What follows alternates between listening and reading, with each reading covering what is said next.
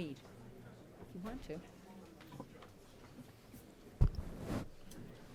Okay. Good afternoon, everyone. I'm Jane Harmon, recovering politician and president and CEO of the Wilson Center. It's hard to believe that only 2 years ago, my old dear friend Alice Rogoff showed up at the Wilson Center with an idea and said to me, "Jane, do you understand that America has a third ocean?"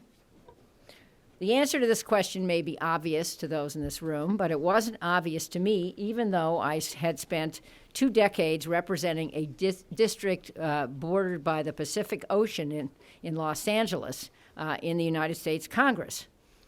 The rest, as they say, is history. The Wilson Center's small polar project is now a full-blown Arctic initiative led by the one and only Mike Sfraga, who is over there. Yes, you can applaud him. You can applaud him.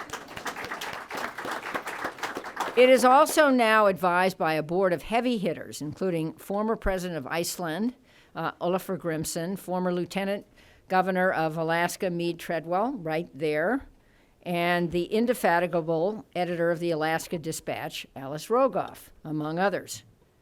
I'm here to introduce the public portion of a hugely important day-long meeting that our Arctic initiative has hosted with regional, political, and industry leaders who have a deep understanding of the Arctic and a commitment to shaping a viable, sustainable future for the over 4 million people who live there.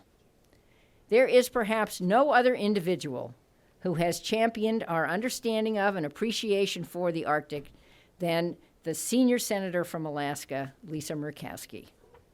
Senator Murkowski has traveled the world educating leaders and the public about the importance of the Arctic, the need for a better understanding of the changes occurring in the region, the opportunities to develop the resources of the Arctic in a balanced and responsible manner, and to work across political lines. Let me say that again, kind of gets my attention these days. To work across political lines to address a myriad of other issues related to the Arctic.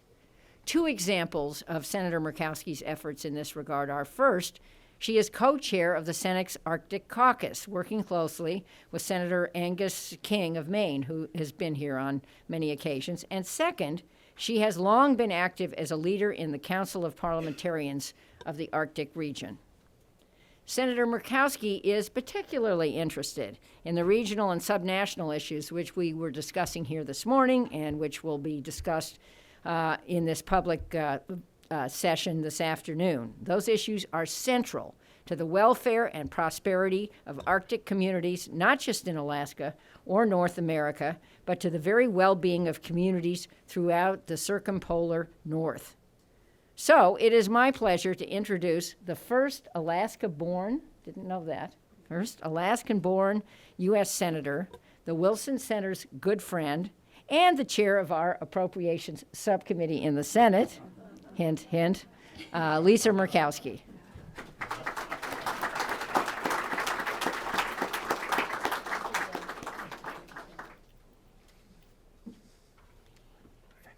Jane, thank you for the introduction. Thank you for the opportunity to be with you. I, too, would like to recognize and acknowledge Mike Sfraga.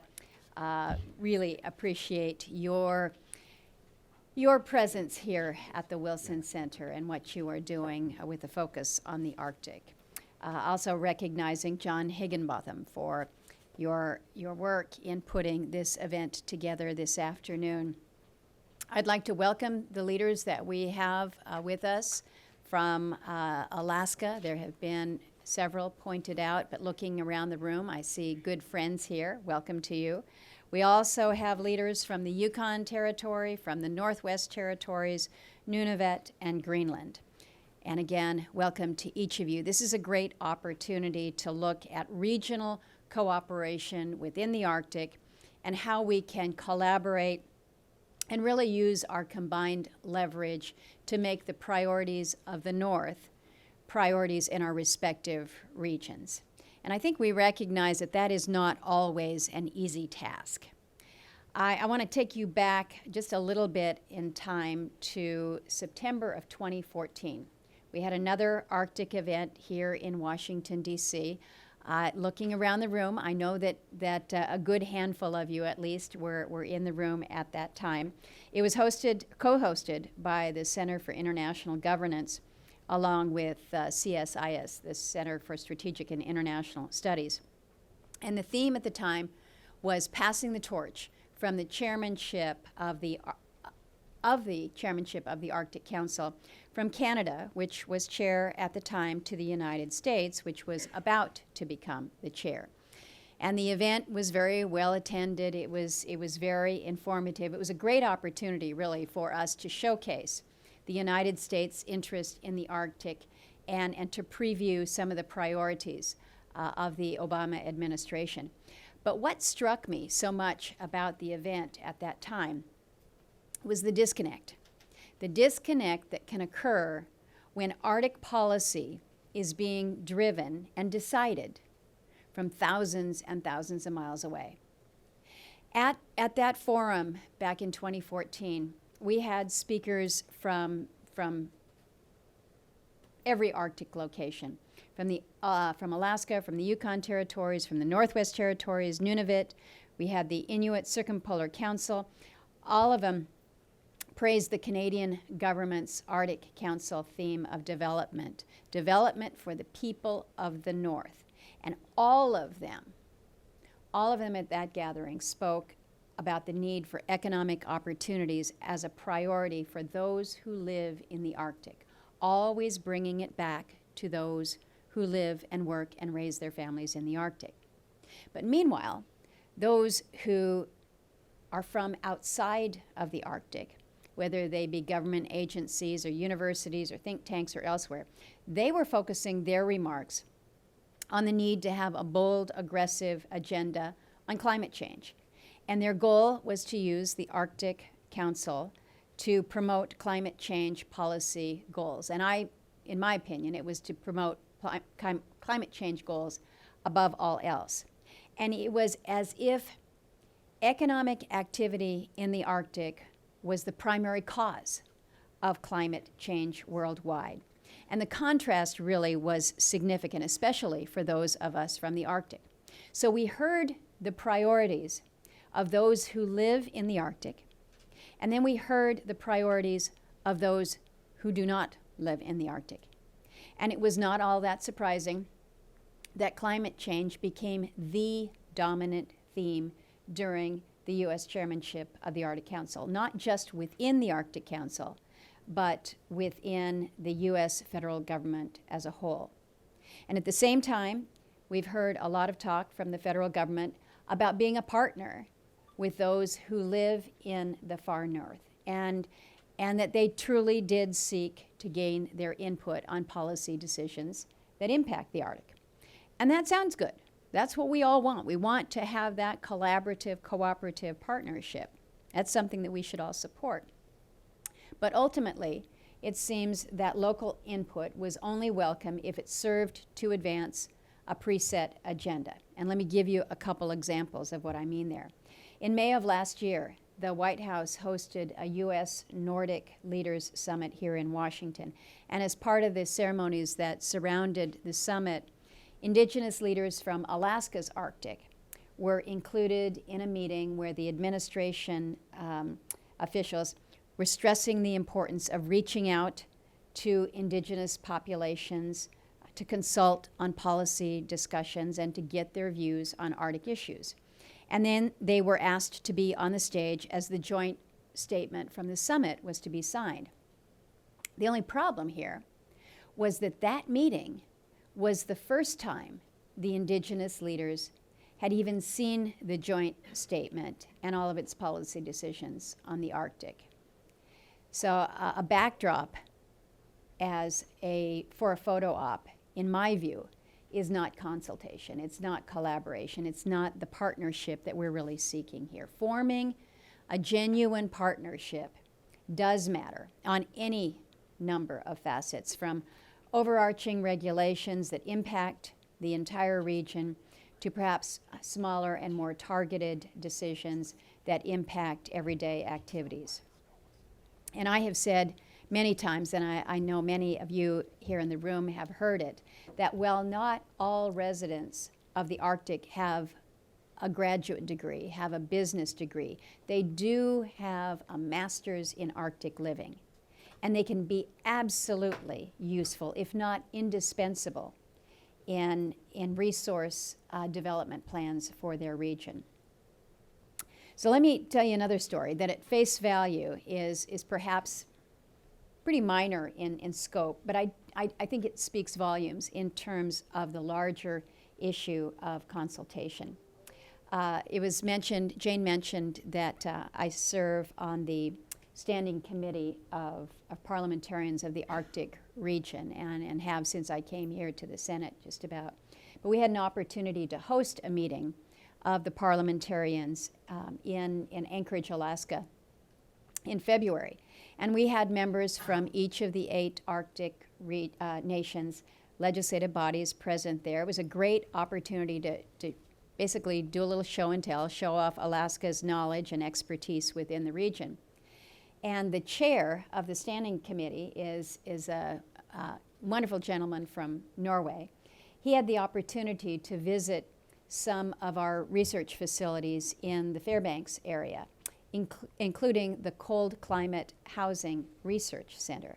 It's a fabulous, fabulous facility. Any of you have an opportunity to visit it, I would encourage it. But what they effectively focus on is they seek to develop energy efficient, durable, and cost-effective building technologies for the people who live in cold climates. And it was interesting in talking with the chairman of the committee about his impressions and what impressed him most from these homes that are built Arctic specific. And he came back and he said that the building designs included access to snow machine storage areas without needing to walk outside. So you could basically, it's like putting your car in the garage, but it's your snow machine. And he mentioned to us that in Norway, there would be a standing housing design developed in Oslo that would be used across the nation, but that was not necessarily applicable to northern living. And it certainly didn't have an accessible snow machine storage area included in the design.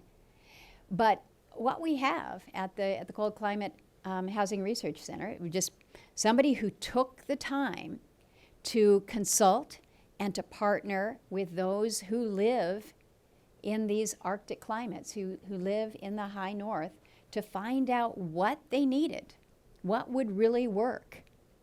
And it's not rocket science, but when you ask, you can get some pretty good answers. And the result is a housing design that's practical, that meets the needs of the individual. It was really a win-win for all involved.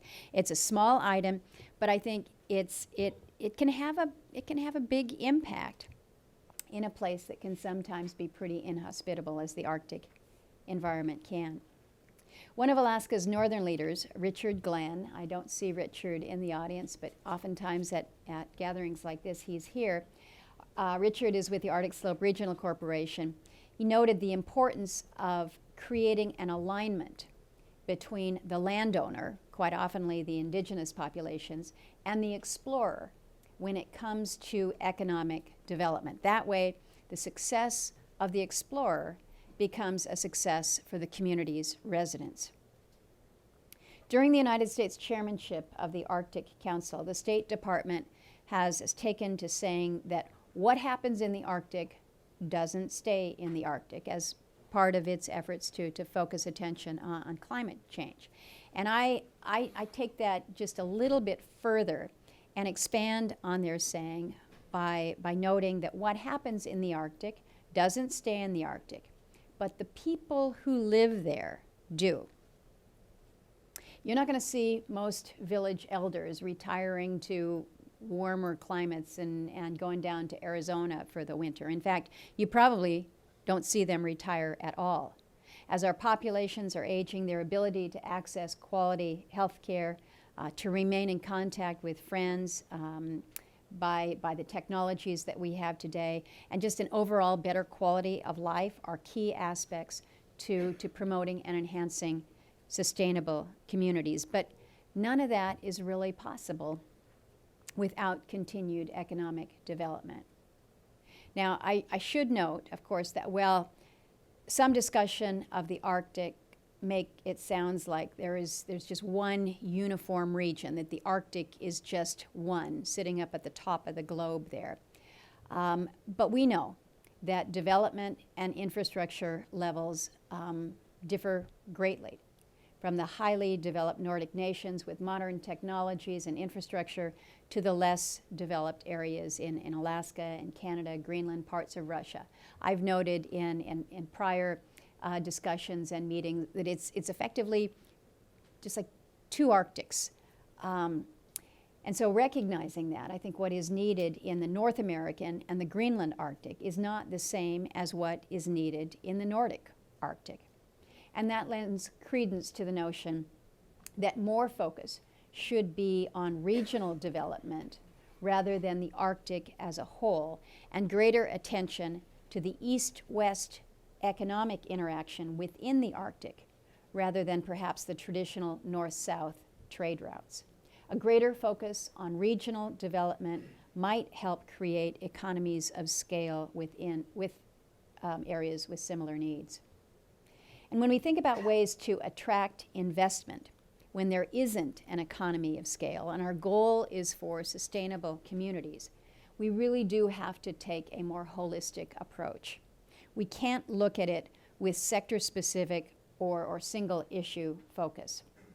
So whether it's economic development, research activities, investments in infrastructure or environmental stewardship, they're all interconnected, they're all interlinked. And what happens in one part of the community causes impact to the entire community.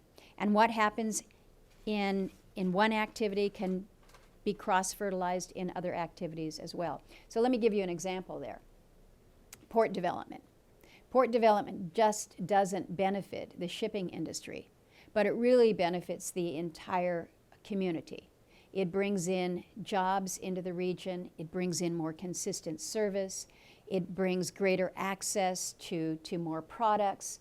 It theoretically would work to reduce the cost of living there, just truly an overall improvement in the local quality of life. And that impacts the entire community, not just a harbor master.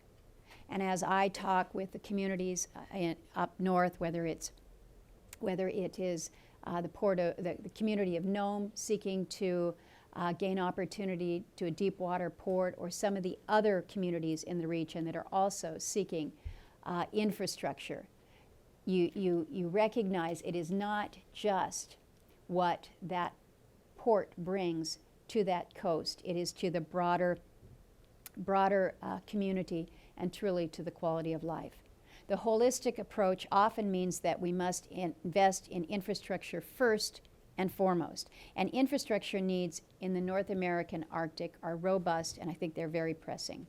At the same time, though, the limited amount of existing infrastructure is an opportunity for us to plan and to build in a forward-thinking, responsible manner that benefits both the community and the investor, and not just how the military might have needed it 60 years ago. And that, for us in Alaska, has been a big part of how our development came about. The military had a single focus, and they built whether it was their runways or their military installations that brought about roads that helped us as a young state. But it was a very singular focus. And so as challenging, I think, as building out infrastructure can be in a place like Alaska or other regions of the Arctic where we are infrastructure poor, I think this should challenge us to be thinking, again, more holistically. How can this benefit us moving forward truly into the future. Infrastructure investment is a subject that we're talking about a lot here in Washington, D.C. Great deal of discussion, lots of money being thrown around, lots of big projects being talked about here. But what we need to do, and I would challenge all of us, we need to make sure that Arctic infrastructure is part of that discussion. And this is where I think it becomes a little more challenging, because if you look at the map right now from a cost-benefit analysis, high cost to build out, whether it's a deep water port or connector roads, high costs in these regions because of our remoteness. And from a cost-benefit analysis, it doesn't look like you're serving a lot of people. So that makes it tough for us to say, hey, wait a minute, we got a great project for you over here, Mr. President, take a look at us. Because right now, our numbers just don't look that appealing. But when we're talking about infrastructure to benefit a nation, to benefit a region, we must not overlook Arctic infrastructure. And it's also inherent on the residents of the Arctic to not simply depend on our federal government to provide for that investment, but to look for additional paths forward, including public-private partnerships and pan-Arctic interests. Now, that's not going to preclude federal dollars, but I hope that it will make the Arctic look a little more attractive as an investment option in the coming months and years as decisions are being made on infrastructure investment. We don't need our federal governments to save us from ourselves or to tell us what our best interests are. What we need are federal governments to be true partners to advance the quality of life in the Arctic while we work to develop sustainable economies, sustainable communities, and a future that our people look to with the hope and excitement about the opportunities that are there in front of them. I'm happy to take a few questions this afternoon, but I want to thank you for your interest, for your perspective, and for your leadership as we look north to the future. Thank you for the opportunity to be here today.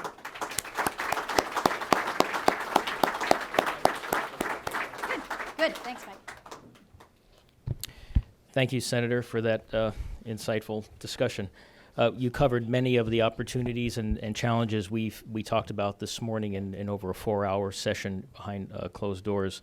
And miraculously, the network between what you said and what we discovered this morning links up almost perfectly across the Arctic, from Alaska throughout Canada and into Greenland. Before we take a couple of questions, I want to thank Fen Hampson he's the Director of Global Security Research at the Center for International Governance Innovation. Fen, thank you for being here. I wonder if you would just speak a couple of moments about the center and the work that you've done and why the interest in the North American Arctic, perhaps linking on to some of the items that the Senator spoke about. Well, thanks very much. And in the age of the internet, you can certainly look up our center, which is Canada's premier international affairs think tank. I'd like to thank the Senator for her very, I thought, both pointed and inspiring remarks. And there are three things that you said that certainly resonated with the conversation this morning. The first, to think of the Arctic as a region.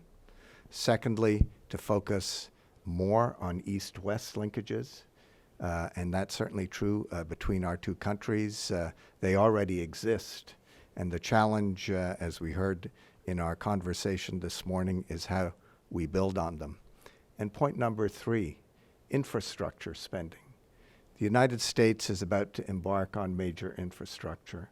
Our government is committed to infrastructure.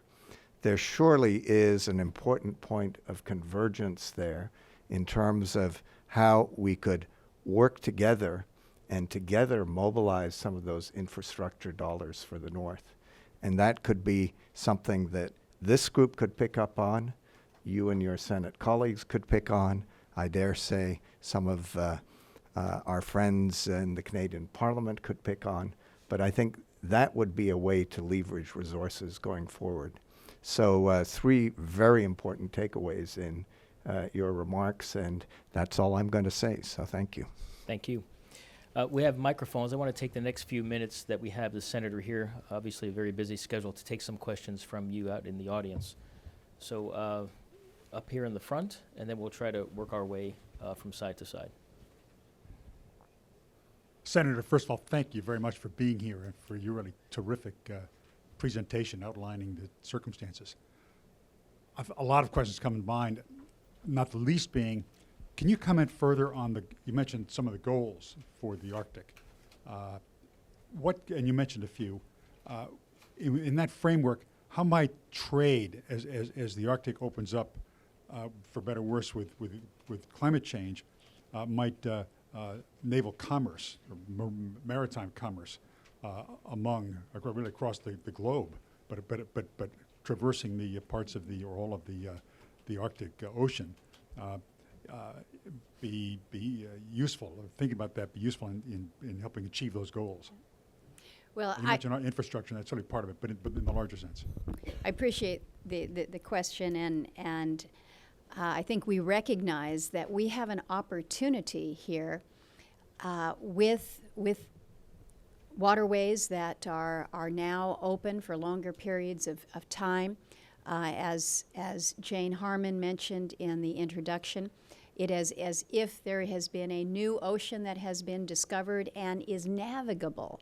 Not necessarily all throughout the year, but we recognize we now have navigable waters up there, and what does that mean from the perspective of trade?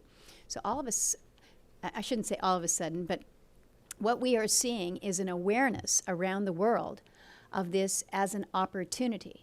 The Arctic, I think, for far too long has been viewed as a forbidding, foreboding place that was not accessible. Accessibility is changing the way the world is viewing the Arctic. So when we talk about partnerships for commerce, partnerships for trade, it is not just the 8 Arctic nations that we're talking about now. It is a reality that you have other nations looking to move product that now view this with great interest. So how we take advantage of this stepped up interest in this part of the globe is our challenge. And I think it is opening the eyes to many for whom the Arctic was not only not a priority, but it was not even on their radar screen. We are now, we're on the screen, we're on the map, and how we can present the best advantage, not only for the Arctic nations, but for other nations through greater mobility, greater transit, and trade and commerce. It's an exciting time. When Secretary Ross came to visit, but prior to his confirmation, being able to talk about the Arctic, I can tell you it was not something that was necessarily on his radar screen a few years back. But as Secretary of Commerce, he now knows there's a portfolio here. How do we capitalize on it? Next question in the front. Mr. Minister. Thank you, Senator. Thank you for your excellent presentation, Senator. We are quite anticipating what the new U.S. administration is going to prioritize in regards to Arctic.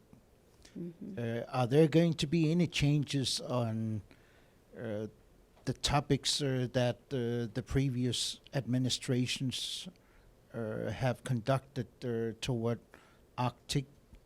What changes are coming, and what are we facing when we talk about the investments? Would Arctic be regarded attractive to invest in, or are we facing a further lack of development? I understood your presentation as if there is a reason to fear that the Arctic won't be prioritized as much as it might deserve. So we would very much like to know more about what the new administration's approach on the Arctic will be, because it will have a significant impact on us, regardless of us being a neighbor. But the priorities in the Arctic will have a huge impact. We've seen the cut downs of the Environmental Protection Agency that has got deducted its funds with 30%. What impact would it have for the climate, etc.? Thank you. Well, I wish that I had the clear answer. I know that there are many in the room that hope that I know more than they do about what the administration's views on the Arctic may be. What I can tell you is that with every opportunity that I have to interact with anyone in the Trump administration, including the Vice President and the President himself, I take the opportunity to speak about the Arctic. And what I have done with many is assume that they know nothing about the U.S. role as an Arctic nation by virtue of the fact that one of the 50 states, Alaska, makes us an Arctic nation. And so it's a little bit of an Arctic 101, and it's nice when I'm able to find out that they know a lot more about the Arctic than I have assumed. But because there really was no clear Arctic initiative that was laid out during the campaign, and in fairness, it wasn't that it was not coming out of Mr. Trump, it wasn't coming out of anyone who was running for the presidency. I don't think you heard an Arctic policy articulated by anyone. And so it just challenges us, it certainly challenges me to recognize that we have to do more to make sure that people understand, again, the opportunities, the challenges about what we face in the Arctic, and how we can advance either infrastructure or talking about commerce and trade opportunities.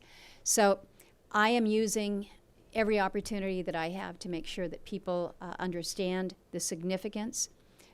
We are hopeful that when the United States passes the gavel in Fairbanks at the ministerial in May, that Secretary Tillerson will be there and perhaps articulate a little bit more from the administration's perspective some of the priorities.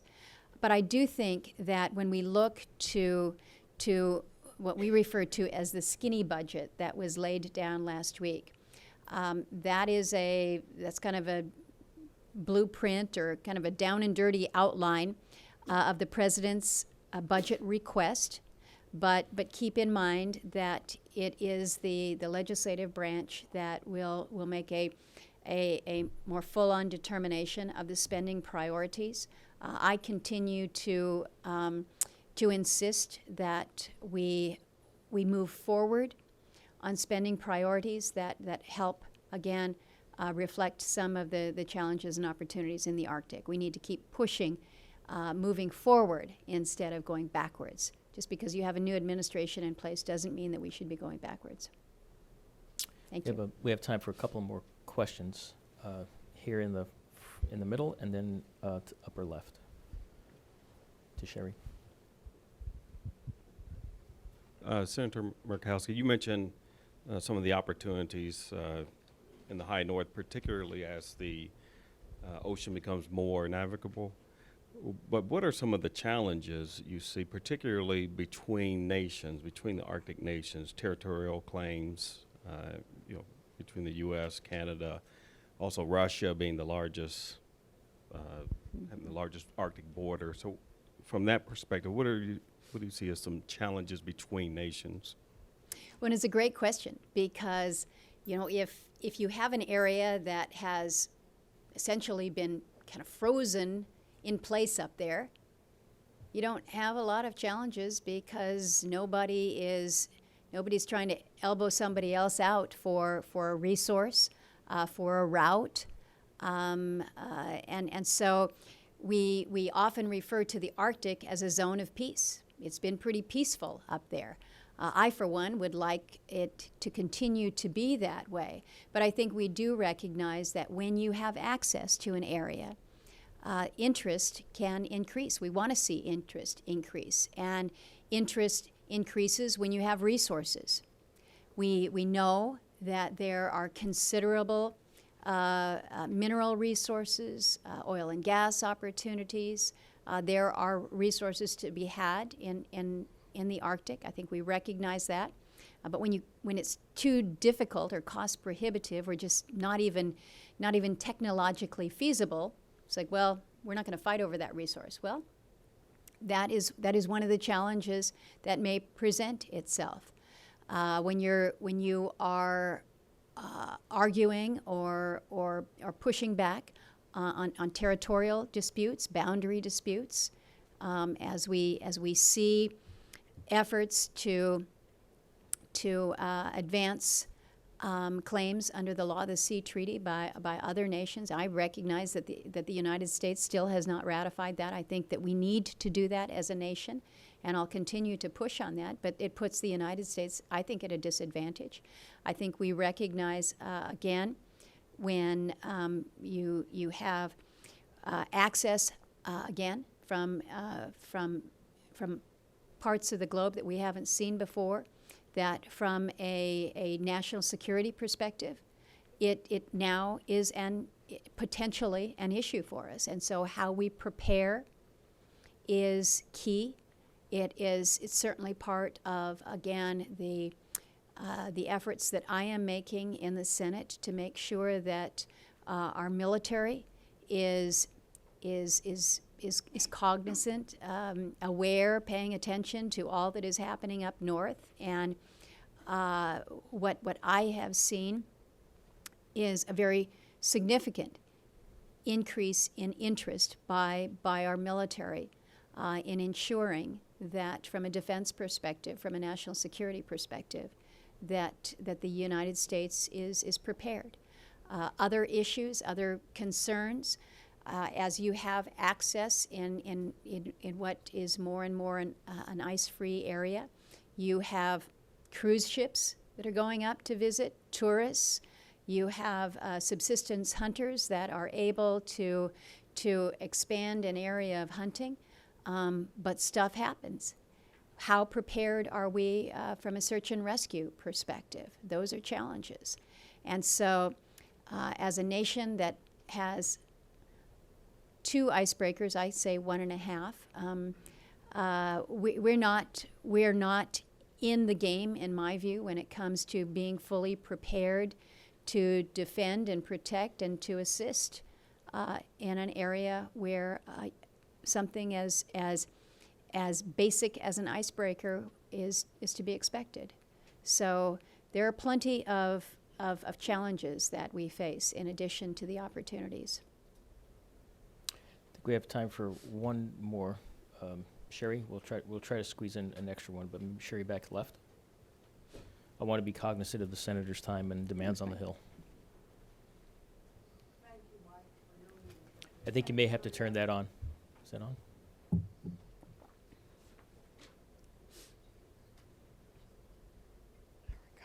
Okay. Thank you, Senator Murkowski, for coming here today and for your leadership. Sherry Goodman, now here at the Wilson Center, and thank you for affirming the importance of investing in national security, homeland security, as well as search and rescue capabilities to be prepared to operate in the Arctic.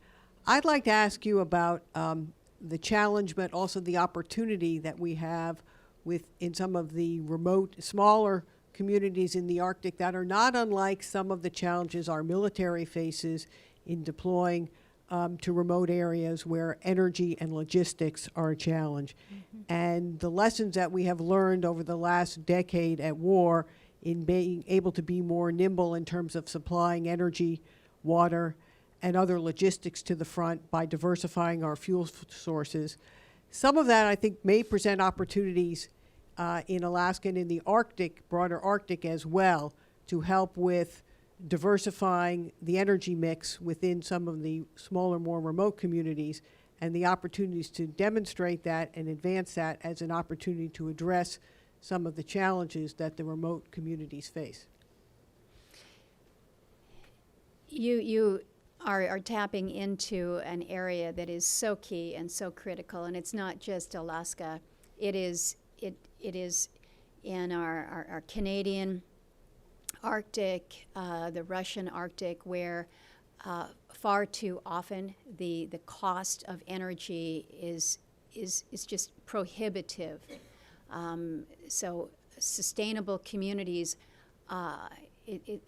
you can't even describe them as sustainable because of the high costs. And you point out just the logistical challenge of how we work to protect, defend, assist in these areas where energy cost just push us back at every turn. This is where, again, I think we have opportunities to learn from those who are being innovative and truly pioneering in some of their techniques. I'm very proud of what the University of Alaska has been doing in conjunction with others, focusing on how we build out microgrids, taking what is available there, whether it is you're a small community where you have opportunity to put perhaps a couple wind turbines, a little bit of solar in. You've got some clay heaters that help to heat the home. If you're lucky enough, you've got a small creek or river nearby where you can do a little bit of marine hydrokinetic. It is taking all of it and integrating it into. You're not powering a region. If you're lucky, you might be able to help power another community that is inaccessible during the summer, but during the winter you can take a snow machine across the tundra.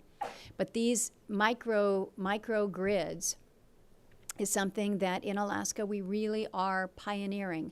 We are never going to be in a place where the benefits from our oil or perhaps our natural gas are going to be made available in these very remote, small communities. So how we can be innovative in ways that allow us to be more sustainable, I think is a great challenge. And if we can demonstrate how in a high-cost area like the U.S. Arctic, we can work to cobble these technologies together to make it happen there. Think what you can do in other parts of the globe, not necessarily Arctic. You can do it in the deserts of Africa. Just a different approach to how you're cobbling your microgrids together. So I also often say that we're more innovative in the Arctic because we have to be. Because if we want to continue to live there, we have to find other ways to do it. Because flying in barrels of fuel oil to make it through the winter, because the fall barge wasn't able to make it up, that is not sustainable. And so we're figuring out different ways, and it doesn't come fast enough for many, but it does allow us to really be pioneers in certain of this technology. Let's see, maybe one more, and then we'll be done. Is there a last one in the middle? How about one in the back? We'll make it very quick. It's my answers that are long. No, they're good answers.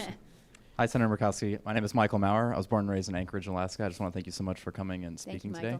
I'm a student at Johns Hopkins University, and one of the things that I'm interested in is investment in human capital in rural communities, especially in Canada and Alaska.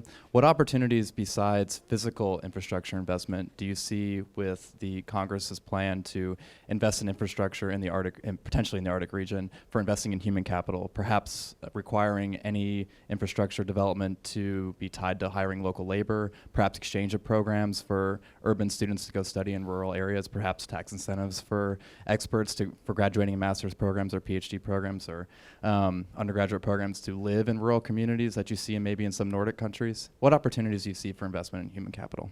Well, I like all the 4 that you've just listed off there, and would encourage us in all of those.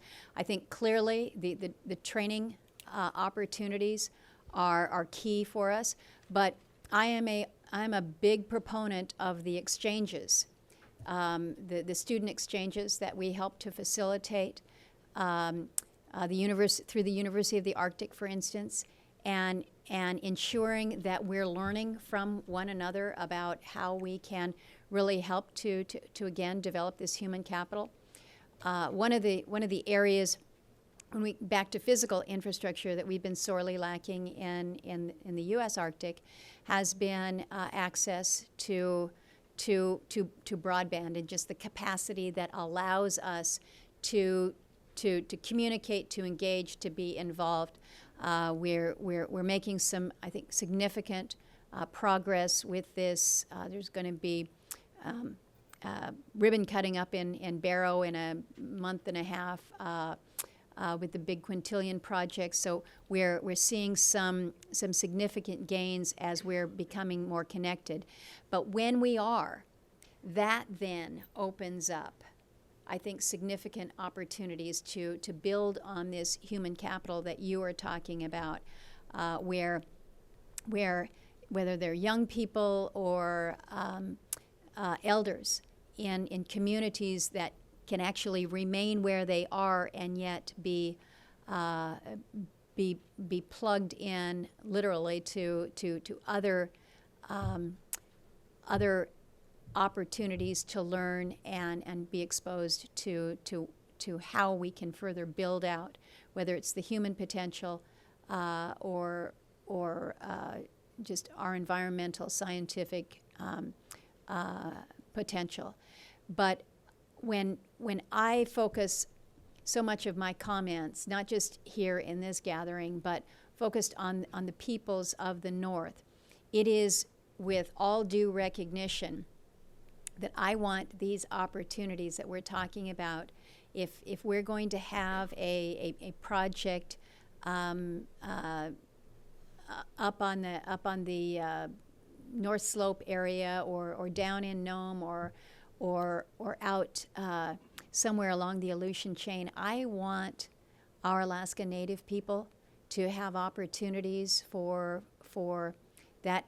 those jobs and that economic opportunity. I want them to have a level of training that can be done not thousands of miles away, but an opportunity for them to stay in their state and to gain the skills that are going to be necessary for this. So we have opportunities now that we didn't have before because of some of the training programs that we have put in place, because of what is coming with the advent of greater capacity for broadband. And I think that helps us, but we still have a long, long way to go. So thank you for bringing up the most critical component, which is the human component. So come back home when you're done. All right, we'll work on that. We're glad we took an extra question. That was very good. Yeah. Fen Hampson, thank you so much for spending the morning with us and the afternoon, and for your comments. We appreciate the support of our friends at SIGI. It's through this partnership between Wilson Center and SIGI that made the morning and afternoon possible. And this morning we decided that this conversation between these North American leaders from Alaska all the way to Greenland will continue into the future. We'll frame that, but the leadership and the support from SIGI is very much appreciated.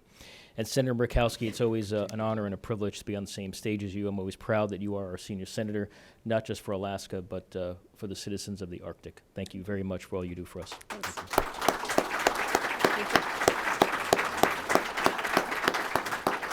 We'll take a moment or two. We'll change out the panels. If you note the program, we're behind schedule, but we will catch up by talking very fast or by adjusting the time. So bear with us for a moment or two. I had a visit with